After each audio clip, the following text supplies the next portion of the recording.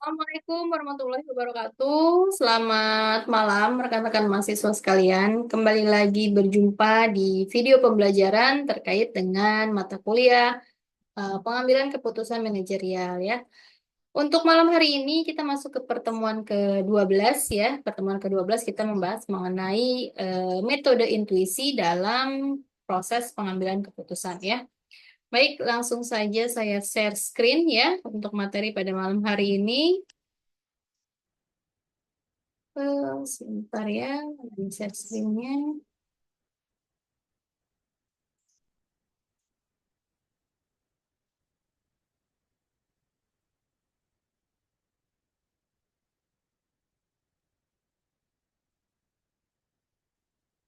Belum terlihat ya, sebentar. Oke, ini dia. Oke, baik ya, sudah terlihat. Ya, baik, kalau kalian masih ingat ya, jadi pada pertemuan awal di mana ada pembahasan mengenai dasar-dasar pengambilan keputusan ya. Ada pengalaman, kemudian ada fakta, ada data, ada intuisi ya, kemudian ada rasional gitu. Nah, pada malam hari ini kita mau membahas tentang pengambilan keputusan melalui metode intuisi ya. Mungkin secara tidak sadar, eh, semuanya juga sering kali ya, keputusan yang kita ambil ini berdasarkan perasaan yang muncul gitu, dari firasat atau good feeling gitu ya. Hal ini disebut dengan namanya intuisi. Jadi, intuisi ini adalah insting gitu ya, yang membuat kita seolah-olah tuh tahu bahwa hal yang sedang kita lakukan ini adalah benar atau sebaliknya. Dan hal inilah yang menjadi dasar dalam kegiatan pengambilan keputusan ya. Banyak juga ya contoh intuisi yang mengantarkan kita tuh pada pengambilan keputusan yang besar gitu dalam hidup. Kayak misalkan memilih pekerjaan ya, kemudian memilih pendidikan, kemudian memilih jodoh apalagi ya. Bahkan sampai memilih makanan yang mau kita makan atau pakaian yang kita gunakan tuh biasanya berdasarkan moodnya hati, berdasarkan feeling gitu ya. Dan tentunya walaupun sebenarnya banyak juga ya dipengaruhi oleh beberapa faktor gitu ya dalam proses pengambilan keputusan, tapi kita juga tidak boleh menyampingkan si peranan daripada si intuisi ini gitu, karena ternyata intuisi juga memiliki peranan penting di dalam mengarahkan pada keputusan gitu. Jadi bagaimana nih cara mengembangkan intuisi agar dapat mendukung pengambilan keputusan? Nah, tentunya mari kita bahas dari pengertian intuisi terlebih dahulu ya. Ya, di sini intuisi merupakan istilah yang berarti kemampuan memahami sesuatu tanpa melalui penalaran rasional, yang bisa dikatakan sepertinya pemahaman itu tiba-tiba datangnya dari dunia lain dan di luar kesadaran. Kemudian menurut Dan and Pratt ya, intuisi sering disebut juga dengan ketajaman perasaan, firasat yang merupakan hasil dari proses kognitif dan afektif ya, yang tidak sadar yang nantinya menghasilkan evaluasi holistik dan cepat tentang validitas dan interaksi karakteristik lingkungan individual dan tugas ya. Nah, kemudian ternyata intuisi ini berasal dari bahasa Latin yaitu intutio yang berarti pemandangan. Jadi ini suatu aliran filsafat yang menganggap adanya satu kemampuan tingkat tinggi gitu ya yang dimiliki manusia yaitu intuisi. Kemudian menurut Rorty menyatakan intuisi adalah ketakutan pada sesuatu yang akan terjadi secara tiba-tiba. Kemudian ada menurut Jung menyatakan kalau intuisi adalah fungsi psikologikal yang mentransmisikan persepsi dalam cara yang tidak sadar. Kemudian ada menurut Shirley, dia mengatakan kalau intuisi ini adalah perasaan mengetahui dengan kepastian berdasarkan informasi yang sedikit tanpa kesadaran atas pola pikiran yang rasional. Kemudian menurut Sapiro, menyatakan kalau intuisi adalah sebuah proses bawah sadar dan holistik, di mana penilaian yang dibuat tanpa kesadaran atas aturan pengetahuan yang digunakan untuk menyimpulkan yang mana dirasa benar, meskipun terdapat ketidakmampuan untuk menjelaskan alasannya. Gitu ya. Jadi, Sehingga kesimpulan daripada intuisi ini adalah sebagai suatu proses berpikir yang terjadi secara tidak sadar dan dalam waktu cepat yang berpengaruh terhadap suatu keputusan yang akan dibuat, dengan mendasarkan pada pola-pola atas pengalaman terdahulu yang telah terbentuk dan tersimpan dalam memori bawah sadar seseorang pada kurun waktu tertentu. Nah, tentunya ketika berbicara intuisi, kita juga pasti berbicara yang namanya nurani gitu ya. Karena memang saling berkaitan nih antara intuisi dan nurani gitu. Kalau tadi intuisi ini adalah perasaan yang timbul karena secara tidak sadar gitu ya dalam waktu cepat. Nah, kalau nurani ini lebih kepada proses kognitifnya yang menghasilkan perasaan tersebut gitu. Jadi tentunya nurani ini berbeda ya dengan emosi atau yang apa namanya pikiran yang muncul akibat persepsi indrawi gitu ya. Nurani ini bisa dikatakan sebagai perasaan atau lubuk hati yang terdalam gitu, yang selalu bisa mendorong seseorang gitu ya pada suatu kebaikan gitu. Jadi kata nurani ini biasanya disejajarkan dengan hati, makanya ada yang namanya hati nurani gitu yang memiliki kemampuan membedakan yang benar gitu ya. Jadi kalau disimpulkan, intuisi ini sebenarnya tidak dapat dipisahkan dengan yang namanya si nurani tadi, karena dia akan selalu terhubung. Kenapa nggak bisa dipisahkan? Karena memang eh, kita mungkin tidak sadar kalau sebenarnya kita ini punya intuisi, tapi hanya menganggap sebagai firasat belaka. Nah, disitulah mengapa nurani akan terhubung dengan si intuisi gitu ya, karena memang adanya firasat di mana akan lebih menggunakan perasaan daripada si pemikiran tadi gitu. Jadi dengan adanya literasi terkait dengan si intuisi gitu ya, tentunya ada banyak istilah nih yang dipakai untuk mendeskripsikan suatu intuisi gitu ya. Kayak contohnya seperti intuisi bisa dibilang juga sebagai firasat gitu ya. Kemudian bisa dikatakan sebagai gut instinct, inner voice gitu ya, atau natural feeling atau suara hati gitu ya. Jadi memang para praktisi itu banyak mengatakan kalau intuisi ini mengungkapkan suara hati gitu yang membantunya dalam membuat keputusan gitu ya. Nah, melihat beberapa pentingnya intuisi di atas gitu ya berdasarkan pengertian tadi, maka secara umum dapat disimpulkan bahwa intuisi ini memiliki beberapa karakteristik ya. Yang pertama tentunya terkait langsung dengan proses berpikir, kemudian yang kedua berlangsung secara tidak sadar atau di bawah sadar, kemudian dihasilkan dalam waktu yang cepat bahkan tiba-tiba gitu ya. Jadi mendasarkan pada pengalaman sebagai salah satu sumbernya sehingga berpengaruh terhadap suatu keputusan yang akan dibuat gitu ya. Jadi, bagaimana pengertian intuisi ini dalam mengambil keputusan gitu ya, dan mengapa intuisi ini perlu dikenali dalam proses pengambilan keputusan?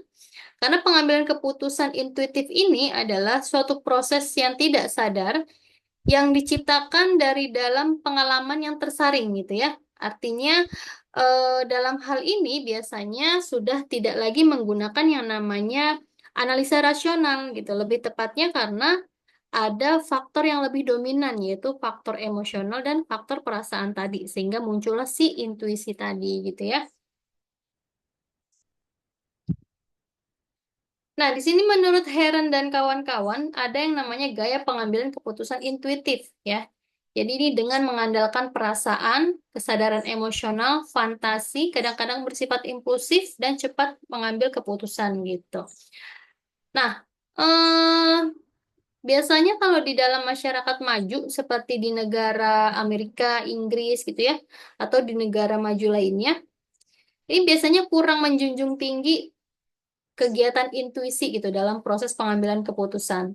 Mereka lebih suka pengambilan keputusan itu dilakukan secara analisa rasional gitu ya.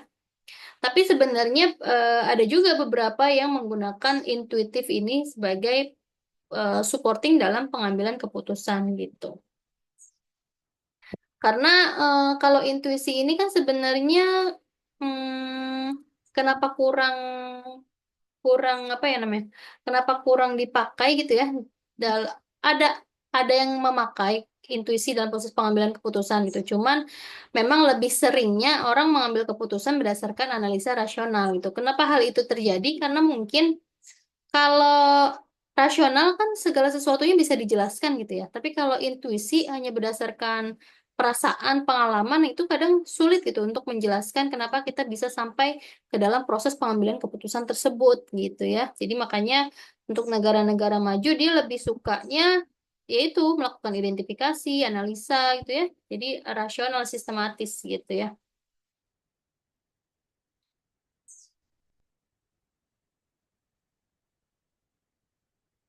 Nah, kemudian hadirnya masa intuisionalisme ini tentunya mendorong intuisi hadir sebagai salah satu fakultas dalam epistemologi dan terdapat satu hal yang sifatnya fundamental, mempengaruhi pasang surut penerapan intuisi dalam berbagai fenomena yang terjadi, yaitu ketidakmampuan alat-alat epistemologi lainnya dalam menyelesaikan permasalahan fenomena yang terjadi, sehingga mendorong intuisi hadir sebagai hal yang subjektif di dalam diri untuk menemukan solusi termasuk dalam hal pengambilan keputusan ya. Jadi beberapa pengertian intuisi dalam lingkup pengambilan keputusan ini dapat dijelaskan juga nih oleh para peneliti terdahulu ya. Menurut Eccles dan Sadili, intuisi sebagai gerak hati yang mendasari dalam pembuatan keputusan. Dalam istilah non-rasional, pembuatan keputusan ini disebut sebagai intuitif dan judgmental yang ditandai dengan respon cepat, bahkan terlalu cepat ya, untuk dilakukan analisis sekuensial dari situasi yang dihadapi. Kemudian kalau berdasarkan ilmu psikologi, dia menganggap kalau intuisi ini adalah sebagai pengambilan keputusan yang bersifat kognitif gitu. Nah, jadi yang membedakan dengan keputusan rasional adalah kalau keputusan rasional tadi dia lebih terstruktur gitu ya, lebih lebih tersistematis. Memang prosesnya itu lambat gitu, tapi dia karena melakukan proses analisis, identifikasi gitu ya. Tapi kalau yang si intuisi dia sat-set aja cepet gitu karena keputusannya dilakukan kadang secara spontan juga gitu. eh Jadi beberapa pengertian terkait intuisi ini dalam proses pengambilan keputusan bisa disebut juga istilahnya tuh sebagai intuition decision maker gitu ya, atau IDM gitu. Nah, di sini ada yang namanya proses IDM. Jadi dari sejumlah literatur diketahui bahwa intuisi terjadi secara instan, dibentuk dari proses pembelajaran dan pengalaman yang menghasilkan pola dan keyakinan untuk memutuskan suatu tindakan dengan cepat ya.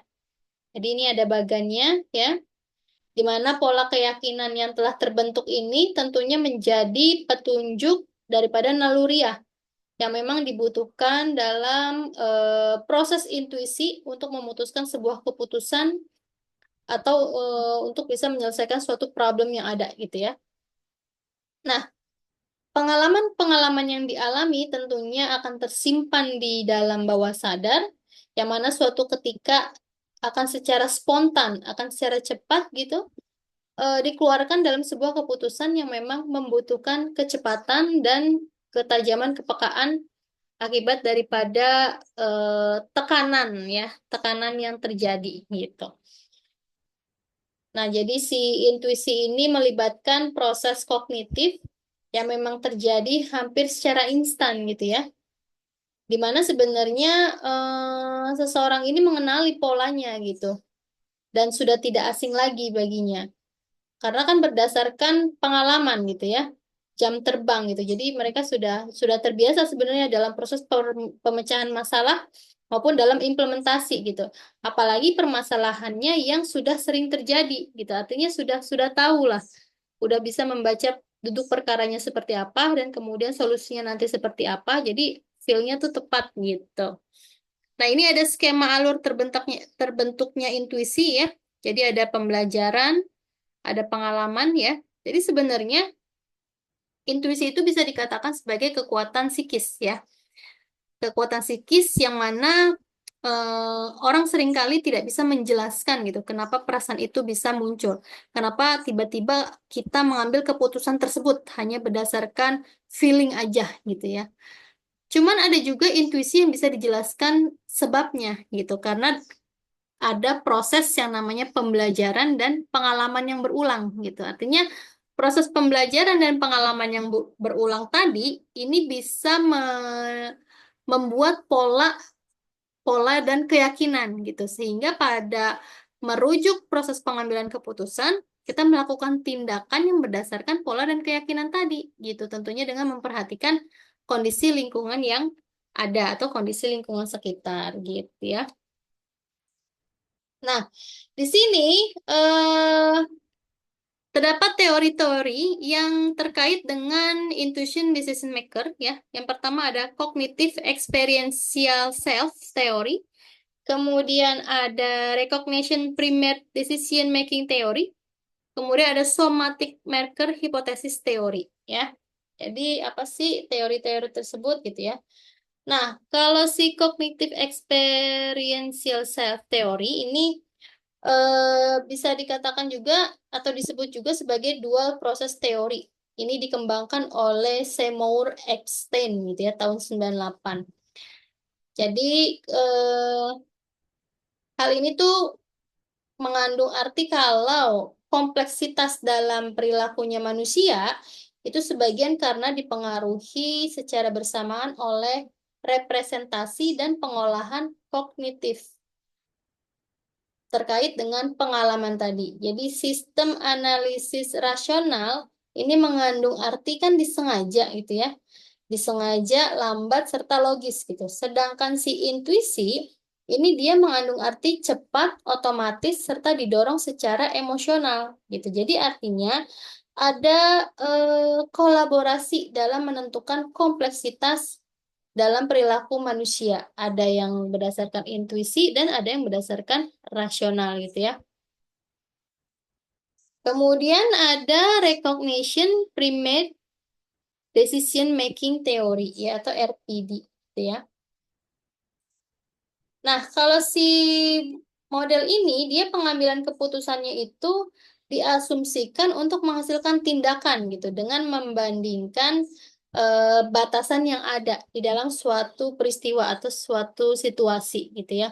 Jadi model ini bagaimana orang membuat keputusan yang cepat dan efektif ketika menghadapi situasi yang kompleks. Jadi model RPD ini menggabungkan dua cara nih untuk mengembangkan si keputusan. Yang pertama, dia tentunya menentukan tindakan mana yang masuk akal. Kemudian yang kedua, dia mengevaluasi penyebab daripada tindakan tersebut melalui imajinasinya dia untuk melihat nih, apakah tindakan tersebut dihasilkan dari keputusan yang masuk akal atau bukan gitu. Kemudian ada yang namanya somatic marker hypothesis theory ya. Teori SMH ini dia mengusulkan sebuah mekanisme di mana proses emosionalnya ini dapat membimbing perilaku, khususnya pengambilan keputusan gitu ya. Makanya si somatic marker hypothesis ini menjelaskan tentang peranan proses secara tidak sadar dan efek daripada sebuah pengambilan keputusan ketika sebuah keputusan itu memiliki hasil yang kurang bagus. Nah, biasanya itu selalu diikuti dengan perasaan yang kurang menyenangkan gitu. Jadi memang berpengaruh ya.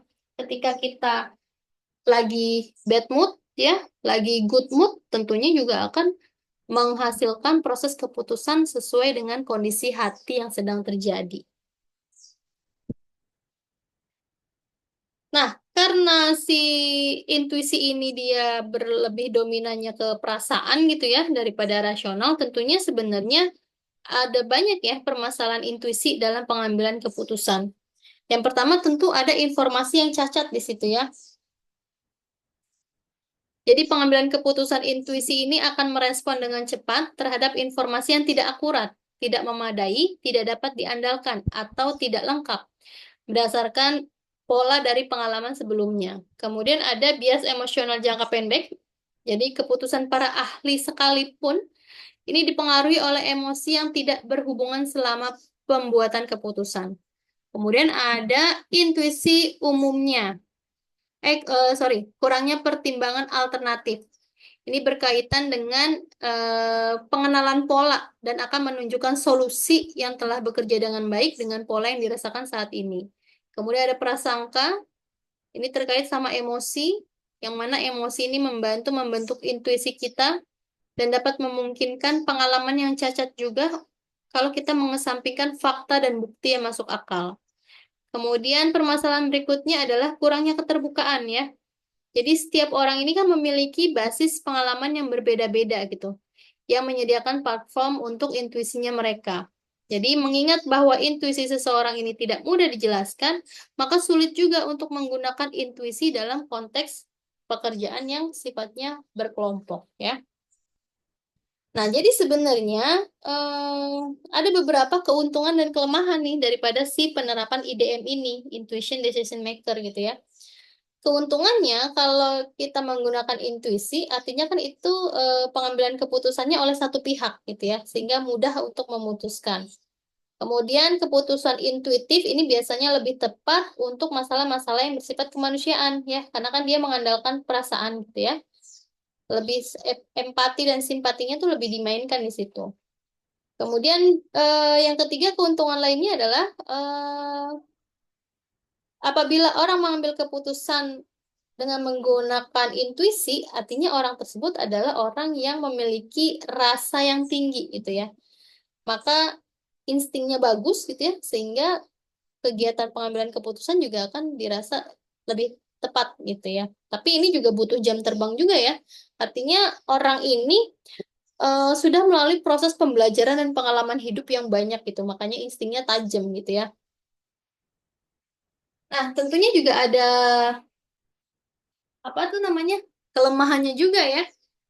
Kelemahannya kelemahannya ya terkait dengan kalau intuisi ini kan gampang terpengaruh sama sugesti gitu ya atau pengaruh luar gitu ya.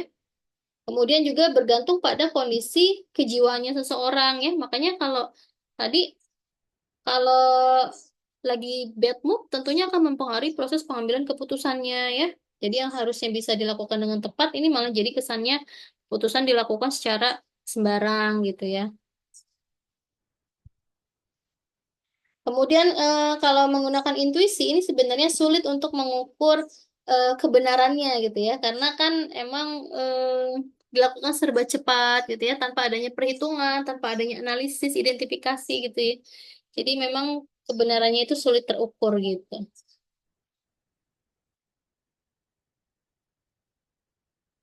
Jadi emang sih sebenarnya si intuisi ini bisa memainkan peranan penting gitu dalam pengambilan keputusan atau pilihan yang kita buat gitu. Tapi kalau pengambilan keputusan itu dilakukan sendirian, tentunya intuisi dapat menjadi sumber kesalahan yang signifikan ya dalam proses pengambilan keputusan.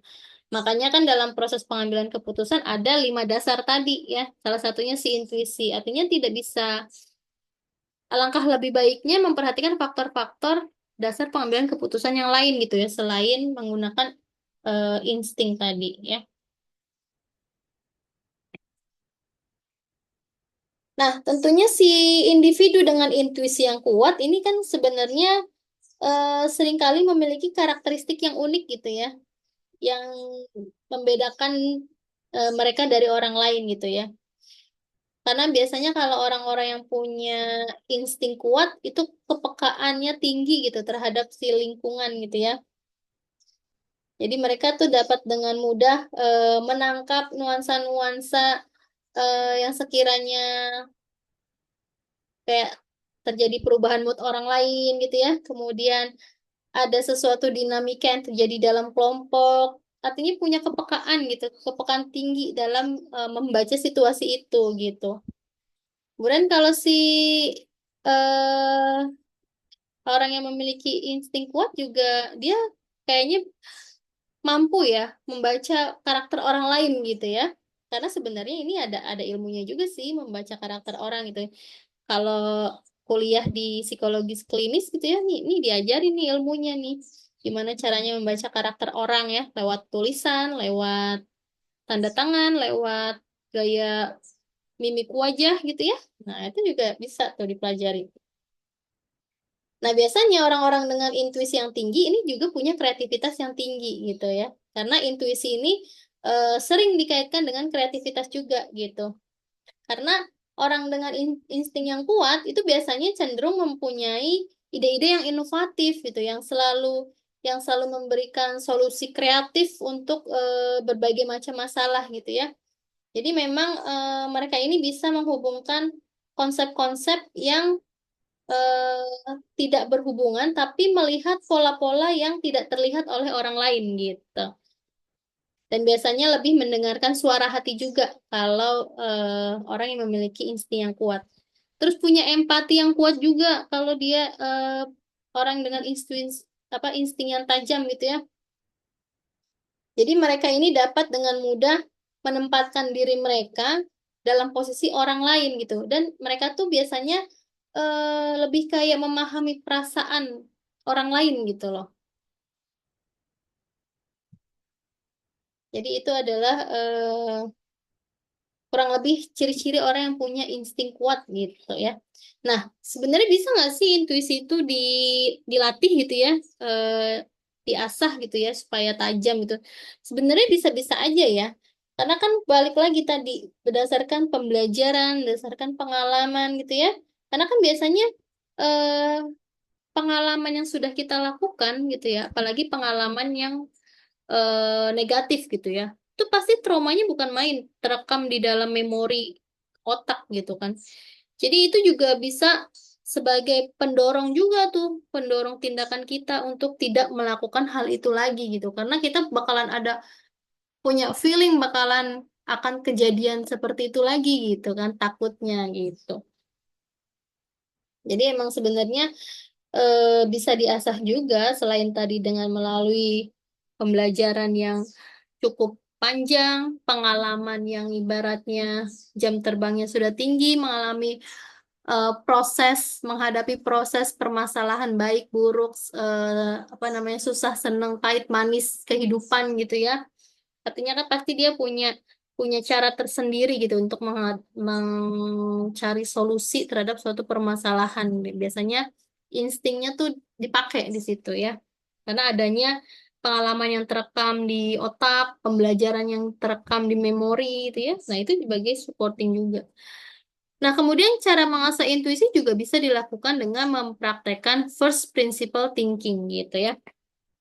Jadi, eh kalau first principle thinking ini kan adalah suatu teknik yang banyak digunakan oleh para figur terkenal, katanya ya.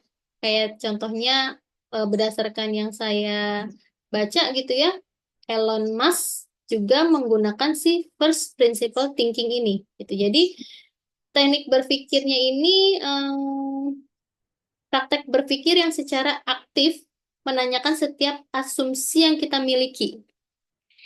Jadi ini dimulai dengan mengidentifikasikan dan mendefinisikan beberapa asumsi, lalu memecahkan masalah kepada beberapa prinsip fundamental atau pengetahuan, hingga kemudian merumuskan solusi sederhana dari hal tersebut secara mendasar. Mempraktekkan hal ini akan mengubah asumsi yang kita miliki menjadi sesuatu yang lebih bernilai dan melatih pikiran untuk aktif.